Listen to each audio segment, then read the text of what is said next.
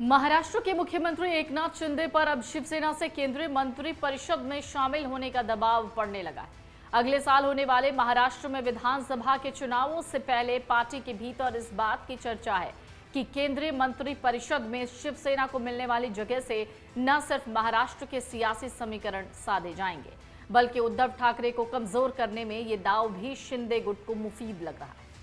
दरअसल ये सारी कवायद पार्टी के भीतर तब और ज्यादा जोर मार रही थी जब से शिंदे गुट को आधिकारिक रूप से शिवसेना का तमगा और चुनाव चिन्ह मिल गया। यही वजह है कि अब शिंदे गुट पूरे तरीके से पार्टी से न सिर्फ उद्धव ठाकरे युग को खत्म करने की कवायद में लग गया है, बल्कि केंद्रीय मंत्रिमंडल में शामिल होने की सभी जोर आजमाइश शुरू हो गई है। शिवसेना को हिस्सेदारी मिलेगी या नहीं? राजनीतिक विश्लेषकों का मानना है कि अगले साल महाराष्ट्र में चुनाव हैं। ऐसी दिशा में अगर शिंदे गुट की पहचान को महाराष्ट्र में स्थापित करने के लिए अगले साल फिर से सत्ता में वापसी करनी है, तो केंद्रीय मंत्रिमंडल में शिवसेना को जल्द से जल्द जगह भी देनी होगी। इसको लेकर पार्टी के भीतर न सिर्फ लगातार बातचीत हो रही है, बल्कि मुख्यमंत्री एकनाथ शिंदे तक से लेकर पार्टी के एक प्रतिनिधिमंडल ने विस्तार से चर्चा की। पार्टी से जुड़े सूत्रों का कहना है कि पिछले सप्ताह महाराष्ट्र पहुंचे गृह मंत्री अमित शाह के संज्ञान में भी ये बात लाई गई है। महाराष्ट्र की सियासत को समझने वाले राजनीतिक विश्लेषक मानते हैं कि अब एकनाथ शिंदे के ऊपर शिवसेना पार्टी का तमगा और पार्टी का सिंबल मिलने के बाद दबाव तो पड़ ही रहा होगा। हालांकि शिवसेना से जुड़े एक वरिष्ठ नेता कहते हैं कि केंद्रीय मंत्रिमंडल में शामिल होने को लेकर कोई अटकलें या फिर रोड़े नहीं है। वो कहते हैं जैसे ही मंत्रिमंडल का विस्तार होगा तो शिवसेना को उसमें हिस्सेदारी भी मिलेगी। इसके पीछे तर्क देते हुए महाराष्ट्र के राजनीतिक विश्लेषक हिमांशु शितोले कहते हैं कि जैसे जैसे चुनाव नजदीक आ रहा है, शिवसेना के ऊपर दबाव तो पड़ ही रहा होगा। वो बताते हैं ये दबाव सिर्फ इस बात का नहीं कि चुनाव आयोग की ओर से शिंदे गुट को मिली शिवसेना की मान्यता और चुनाव चिन्ह के साथ केंद्रीय मंत्रिमंडल में जगह मिले। दबाव इस बात का है कि असली चुनावी परीक्षा 2024 के विधानसभा चुनाव में एकनाथ शिंदे गुट को मिली शिवसेना की बागडोर के बाद सीधा मुकाबला उद्धव ठाकरे की पार्टी से होने वाला है।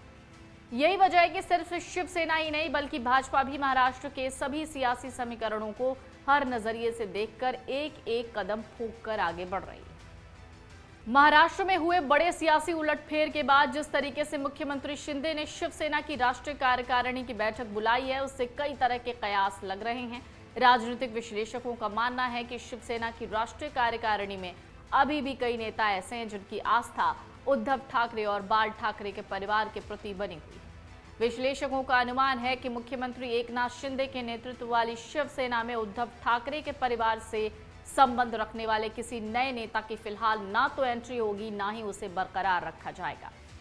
सूत्रों का कहना है कि शिवसेना की बुलाई गई राष्ट्रीय कार्यकारिणी की बैठक में पार्टी के विधायक, सांसद और तमाम बड़े नेता शामिल होने वाले हैं। फिलहाल अनुमान तो यही लगाया जा रहा है कि शिवसेना की नई कार्यकारिणी में व्यापक फेरबदल किए जा सकते हैं। हालांकि ये फेरबदल किस तरीके के होंगे, ये तो कार्यकारिणी की बैठक के बाद पता चलेगा।